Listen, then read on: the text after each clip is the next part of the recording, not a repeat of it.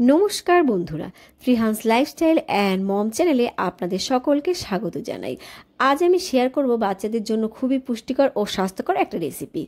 এখনকার বেশিরভাগ মায়েরাই কিন্তু খুবই সচেতন বাচ্চাদের খাবার নিয়ে, সবসময় কিন্তু বাচ্চাদের বেস্ট খাবারটাই দিতে চায়। তবে বাজারের কেনা বিভিন্ন প্যাকেটের খাবারের তুলনায় ঘরে বিভিন্ন পুষ্টিকর উপাদান মিশিয়ে খাবার তৈরি করলে বাচ্চাদের ক্ষেত্রে সেটা কিন্তু বেশি পুষ্টিকর হয়। অনেক কিন্তু প্যাকেটজাত সেরেলাক রয়েছে যেগুলোতে কিন্তু পাম অয়েল, চিনি, কর্নফ্লাওয়ার এগুলো মেশানো থাকে, যা কিন্তু শিশুদের স্বাস্থ্যের পক্ষে খুবই হানিকর। তো যাই হোক, বেশি কথা না বাড়িয়ে আমি কিন্তু আমার মূল ভিডিওর দিকে চলে যাব। আর আপনারা কিন্তু প্লিজ আমার ভিডিওতে একটা লাইক করে দেবেন, আর ভিডিওটি কিন্তু না টেনে পুরো দেখবেন। আর চ্যানেলে যদি নতুন হয়ে থাকে চ্যানেলটা কিন্তু সাবস্ক্রাইব করে বন্ধু হয়ে পাশে থাকবেন।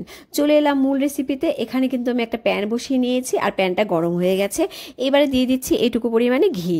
তো আমার ঘিটা এখানে গলে গেছে। এইবারে দিয়ে দেবো গ্রেট করে রাখা মিষ্টি আলু। আমি কিন্তু আগে থেকে একটা মিষ্টি আলু ভালো করে খোসা ছাড়িয়ে ধুয়ে নিয়েছি, এরপর গ্রেট করে আমি এখানে ব্যবহার করছি। মিষ্টি আলুটাকে দিয়ে কিন্তু আমি হালকা নেড়ে চেড়ে নেব, খুব বেশি নাড়বো না, হালকা একটু নেড়ে চেড়ে আর কি ঘিয়ের সাথে যাতে মিশে যায়। তো এখানে কিন্তু আমার নাড়াচাড়া কমপ্লিট হয়ে গেছে। এইবারে দিয়ে দেবো লিকুইড গরুর দুধ। আর বাচ্চার বয়স যদি 1 বছরের কম হয়, এখানে কিন্তু গরুর দুধের পরিবর্তে জলে দিয়ে খাবারটা রান্না করে নিতে পারেন। বাচ্চাদের জন্য মিষ্টি আলু কিন্তু খুবই উপকারী একটা খাবার। মিষ্টি আলুতে রয়েছে ভিটামিন এ, বি ও সি। এছাড়া রয়েছে ক্যালসিয়াম, অ্যান্টিঅক্সিডেন্ট, ম্যাঙ্গানিজ, যা কিন্তু বাচ্চাদের ওজন বাড়ায় ও হজম শক্তি বৃদ্ধি করে। এছাড়া কিন্তু রোগ প্রতিরোধ ক্ষমতাও বাড়ায়।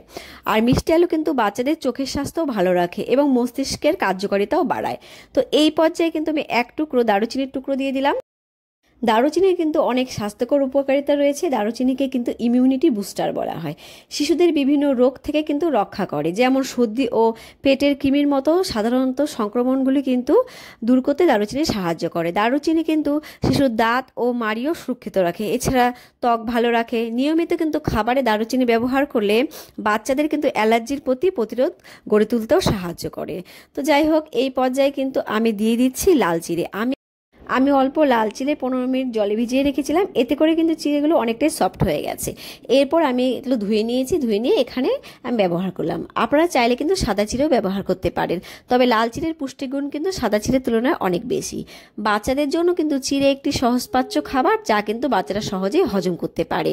চিড়েতে রয়েছে ক্যালসিয়াম, প্রোটিন, রয়েছে শর্করা এবং ফসফরাস, যা কিন্তু শিশুদের স্বাস্থ্যের জন্য উপকারী। আর চিড়ে কিন্তু গ্লুটেন মুক্ত, তাই কিন্তু চিড়ে খেলে বাচ্চাদের অ্যালার্জির কোনো ভয় থাকবে না। চিড়েতে যেহেতু কার্বোহাইড্রেট রয়েছে, আর এটা কিন্তু শিশুদের দ্রুত শক্তি সরবরাহ করে। এছাড়া রয়েছে আয়রন, যা কিন্তু বাচ্চাদের হিমোগ্লোবিনের মাত্রা উন্নত করতে সাহায্য করে। তো চিড়েটা এখানে মেশানো হয়ে গেছে। আমি খানিকক্ষণ কিন্তু চিড়েটা রান্না করে নেব। তো চিড়েটা এইদিকে সেদ্ধ হতে থাক, আর এই দিকে কিন্তু আমি একটা পিউরি তৈরি করে নেব। এই জন্য কিন্তু এখানে নিয়ে নিয়েছি একটা খেজুর, নিয়ে নিয়েছি একটা আখরোট, 2টো আমন্ড বাদাম আর কিশমিশ। আর আমি কিন্তু এই বাদামগুলোকে ওভারনাইট জলে ভিজিয়ে রেখেছিলাম, এতে করে কিন্তু বাদামগুলো অনেকটাই সফট হয়ে গেছে। আর কিশমিশ আর এই যে খেজুরটা নিয়ে নিয়েছি, এটা কিন্তু আমি 1 ঘন্টার জন্য জলে ভিজিয়ে রেখেছিলাম। এরপর কিন্তু আমি এই আমন্ড আর এই খেজুরের খোসাটা কিন্তু ছাড়িয়ে নেব। বাচ্চার বয়স 1 বছরের বেশি হলে আপনাদের খোসা না ছাড়ালেও কিন্তু চলবে। আর 1 বছরের নিচে কিন্তু বাচ্চারা অনেক সময় খোসা খাওয়ালে পেটের ব্যথা হতে পারে। তো যাই হোক, আমার এটা তৈরি হয়ে গেল পিউরিটা। তো আমি চলে আসলাম পিউরিটা তৈরি করে নিয়ে।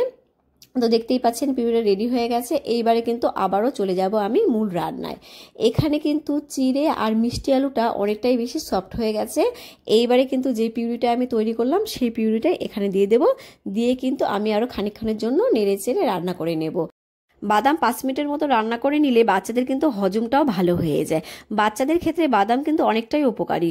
বাদামে রয়েছে প্রোটিন, স্বাস্থ্যকর fat, vitamin, omega 3 fatty acid এবং খনিজ পদার্থ, যা কিন্তু বাচ্চাদের বৃদ্ধি ও বিকাশে সাহায্য করে। বাদাম শিশুদের শক্তি দেয় এবং রোগ প্রতিরোধ ক্ষমতাও কিন্তু বাড়ায়। এছাড়া ওমেগা 3 ফ্যাটি অ্যাসিড কিন্তু শিশুদের মস্তিষ্কের বিকাশেও সাহায্য করে। বাদামের স্বাস্থ্যকর ফ্যাট আর ফাইবার, প্রোটিন শিশুদের কিন্তু সারাদিন সতেজ ও শক্তিশালী রাখতেও সাহায্য করে। তবে যেসব বাচ্চার অ্যালার্জি রয়েছে বা কোষ্ঠকাঠিন্য সমস্যা রয়েছে, সেই সব বাচ্চাদের ক্ষেত্রে কিন্তু বাদাম একদমই দেওয়া চলবে না। সেক্ষেত্রে কিন্তু আপনার বাদামটা স্কিপ করে শুধুমাত্র কিশমিশ ও খেজুর দিয়ে খাবারটা রান্না করে নিতে পারেন। শিশুদের জন্য কিন্তু কিশমিশও অনেকটাই উপকারী। কিশমিশ খাওয়ালে কিন্তু বাচ্চাদের দ্রুত ওজন বাড়বে। কিশমিশে প্রচুর ফাইবার রয়েছে, অ্যান্টিঅক্সিডেন্ট রয়েছে, এছাড়া কিন্তু আয়রন ও পটাশিয়ামও রয়েছে। তো আমার খাবারটা রেডি হয়ে গেছে আর আমি এখানে কিন্তু নামিয়ে নিলাম। যেসব বাচ্চারা ফর্মুলা মিল্ক খায় আপনারা কিন্তু এই পর্যায়ে ফর্মুলা মিল্ক দিতে পারেন। আর আমি কিন্তু এরকম ঘনত্বেই নামালাম। আপনার বাচ্চারা যেরকম ঘনত্ব খেতে ভালোবাসে সেরকম ঘনত্বে নামিয়ে নেবেন। আর আপনারা চাইলে কিন্তু এখানে একটুখানি ম্যাশ করেও নিতে পারেন। বাচ্চাদের সুস্বাদু ও মজাদার চিড়ের পায়েস রেডি হয়ে গেছে। আর এটা কিন্তু বাচ্চাকে সকাল বা দুপুর যে কোনো সময় দিতে পারেন। আর আজকে এই পর্যন্ত আমার সঙ্গে থাকার জন্য আপনাদের অসংখ্য অসংখ্য ধন্যবাদ। আজকে এই পর্যন্ত, দেখা হবে নেক্সট ভিডিওতে বাচ্চাদের জন্য আরও মজাদার মজাদার রেসিপি নিয়ে। ভালো থাকবেন, বাচ্চাদের ভালো রাখবেন। Bye bye.